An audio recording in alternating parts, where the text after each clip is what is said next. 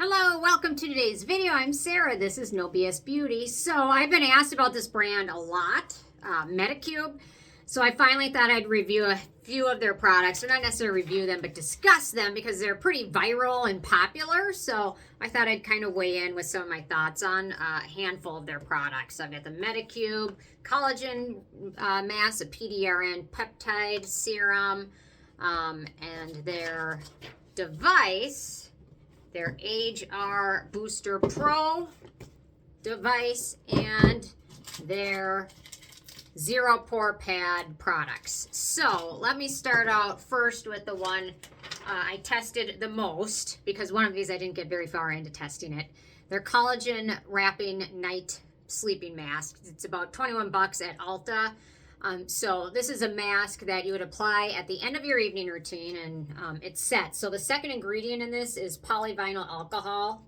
Okay, you can kind of see it as a gelish texture to it. Polyvinyl alcohol is kind of it's characterized as a drying alcohol, but it also gives like a film to products. I think they use them in those Listerine, maybe not, the Listerine things that sit on your tongue.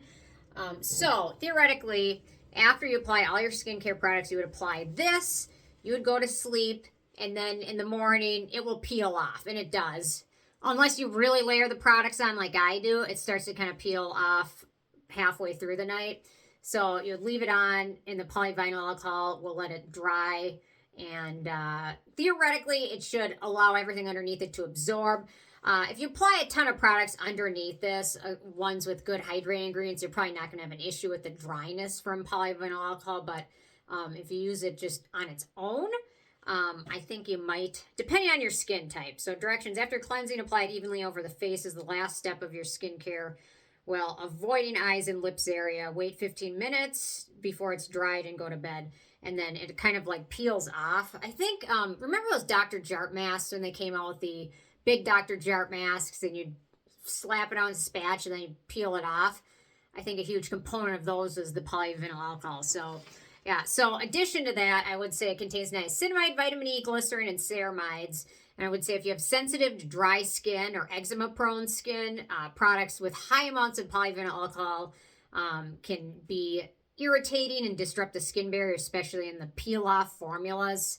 And using it too often, for some people, can make your skin tight and flaky. I don't know, it tends to have decent reviews, but honestly, if you're just looking for a good sleeping mask to put on at the end of your routine, I've got a couple that I'd rather recommend that personally I think work better. Cosrx Snail Cream. I love this stuff. Been using it for years now, probably close to a decade. Probably not quite, but a long time. It's really nice. You can just apply a thick layer at the end of your routine and let it soak in while you sleep. I also really like the Klairs Midnight Blue Calming Cream. Same thing. You apply, actually, I typically tend to use these two together. I'll apply the Klairs first and then the Cosrx after, which is very nice. And there's a lot of other great moisturizers out there. But yeah, so it's kind of starting to have that gel effect. But I should have put it on a few minutes before I started recording, because then I could have peeled it off. Maybe I'll keep talking long enough for it to peel off. Anyway, it doesn't have any scent to it, which was the problem I ran into with this stuff. Their PDRN Pink Peptide Serum. So I applied this, testing it out a month or so ago, and it started to give me the beginning of a migraine from the strong scent. It's got a very, very strong floral scent to it. So we'll say it's 21 bucks at Ulta. It's bright pink. It's very liquidy. I don't even want to put it on my hand, on the back of my hand, to be honest, because the scent is so strong, it doesn't really dissipate well. I rinsed it off before I actually washed it off. I really scrubbed it off because it was very strong. But some people, the fragrance doesn't bother them at all. Nothing wrong with that. If your skin tolerates fragrance, and you don't get migraines from it, and you like it, go for it. Nothing wrong with that. For me, it's a no-go. Okay, so, and this one has a small amount of sodium DNA, which is the PDRN that they mentioned. Sodium DNA, it's based from typically salmon. It contains DNA fragments, long chains of nucleotides that help support and repair and regenerate the skin. It also contains turmeric, ubiquinone, and 5 peptides, which are at the very end of the ingredient list. It's, aside from the fragrance, if it didn't have the fragrance in here, I'd probably be using it. What else do we have? Water, glycerin, Niacinamide. Yeah. Oh, this one has this, yeah, polyglycerin, neem extract, adenosine. Yeah, if it didn't have the fragrance in there, I could still be tolerating it, but the strong scent is way too much for my migraines. So sadly, I'm not gonna be able to use it. So I would say if you're looking for an alternative, I really like the numbuzin number 9 NAD PDRN Glow Boosting Toner. I had to check the name of it because I couldn't remember exactly. So if you want a nice alternative to it, this stuff is great. It's not really a serum. It's more of a toner. You'd use it with a cotton pad, but it's very nice. Or their NAD Cell Boosting Essence is also wonderful. This stuff. So yeah, aside from the fragrance, the other ingredients are okay. Nothing bad, but yeah, the scent, for me, too much, unfortunately. Okay, one more product, and then I'll talk about the device for a second. So these are their Zero Pore Pad. They're also 21 bucks. So this is meant to be for people with acne-prone skin. Does it say on the box? Our mission is to live, okay, blah, blah, blah. Does it say exactly what this is based on, or what this is who this is supposed to be for? They don't really say. Other than after washing face, use the side of the pad to wipe, cleanse facial skin, and then use the opposite side and pat into skin. Does it say exactly? It doesn't say anything else. So this is supposed to be for acne-prone skin, for pores, things like that. It really doesn't contain a lot of science-based ingredients that are shown to help with pore size. So I do have an alternative to that. But first, I want to mention the ingredients in here. These products are all pretty gimmicky. I'm going to say that. They're not really science-based products. So this product contains a ton of bergamot oil, rosemary oil, lavender oil, orange peel oil, grapefruit peel oil, orange peel oil, and then it contains lime, orange, and lemon extract. It also contains denatured alcohol as the 4th ingredient after the lactic acid.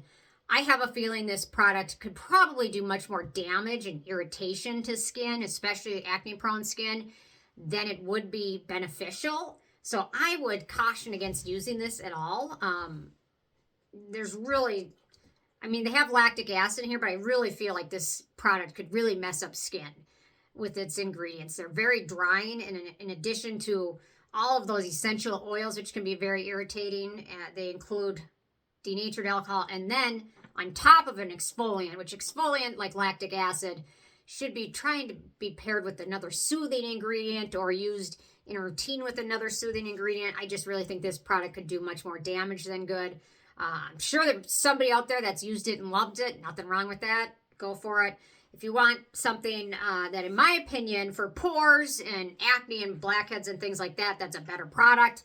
The Paula's Choice BHA Liquid Exfoliant, in my opinion, much more science-based, much more proven, probably will be better. It looks expensive. I mean, this stuff looks a little bit pricey at first compared to the Medicube, but this bottle will last a long time, a very long time. It's liquid. You can pat it on with your skin or use it with the cotton pad. It will last, and it's got much better ingredients for your skin, in my opinion. So keep that in mind. So we've got those. Let me talk about their tool, which is right here. So this is their Medicube Age-R Booster Pro, which is 220 bucks. I will link to it below.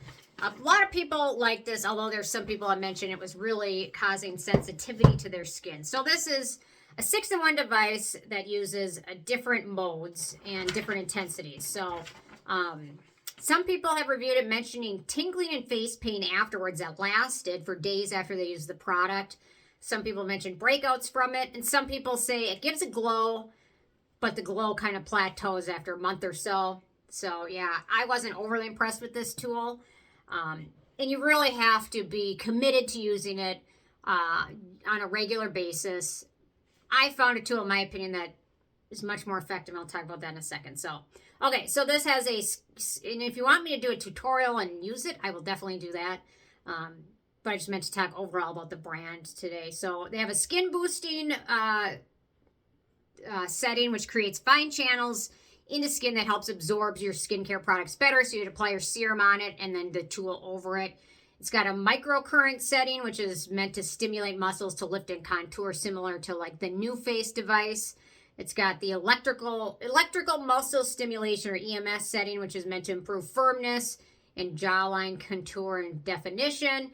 It's got electric needles, that they call it, improves pores, elasticity, and texture. It's got LED lights in it. So I should have charged it before this, but the little device will turn on whatever color you want. Different colors have different purposes for the skin. And then it's got a vibration setting. Personally, when it comes to skincare tools, I've got some lasers and things that I love and have found very useful.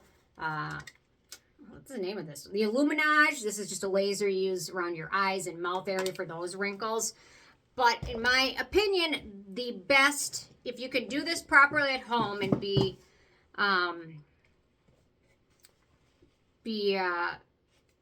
careful enough while using it, because you don't want to do this wrong. If you're not comfortable doing it at home, go see an esthetician. But in my opinion, microneedling for most people is going to do hands down more long-term for their skin than a device like this will.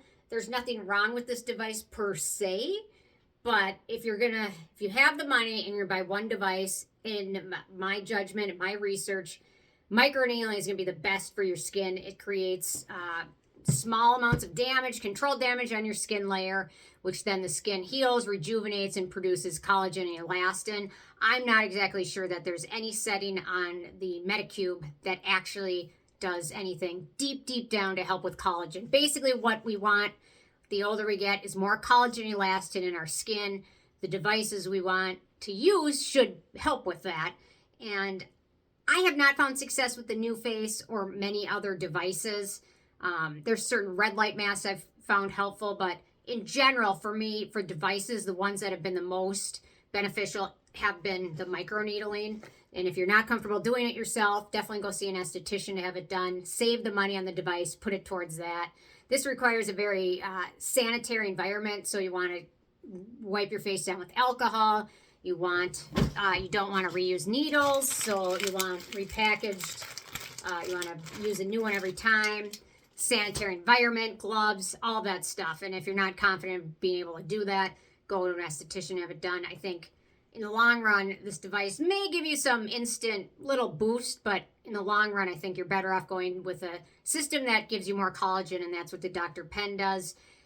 Or just a vitamin C serum that uses ascorbic acid is proven to help with collagen production in your skin. So anyway, so my thoughts, Medicube, very viral, but very gimmicky. Their products are based on a lot of trends, but don't really prove themselves to be very beneficial. The ones I've used, these 3 products, I didn't find any of that did any good for my skin. Other than other products that I've used have done much better. So I wasn't impressed by any of them. The device, it's fine. Didn't impress me though. I'm much more impressed with other tools and technology as opposed to this one. And they're at least there's a lot of nice alternatives to their products, because none of these products are essential for great looking skin, in my thoughts. So anyway, now you can see the polyvinyl mask kind of soaked in. So now it'll peel off at some point during the day. I don't know, got some decent reviews. I'm just not sold on it being actual long-term benefit to your skin at all. So, I think there's way better products, even cheaper, too. I mean, $21 for most of these doesn't seem bad. Geek and Gorgeous has a lot of great products for well under $21. So, that would be another brand worth checking out. So, anyway, leave your thoughts below. Have you used any of these? And if you love them, leave a comment. I mean, if it works, go for it. You know what I mean? Just because somebody says they didn't like it for themselves doesn't necessarily mean you can't use it. But in general, I think you're going to be better off not using them. So thanks so much. See you tomorrow. Bye, guys.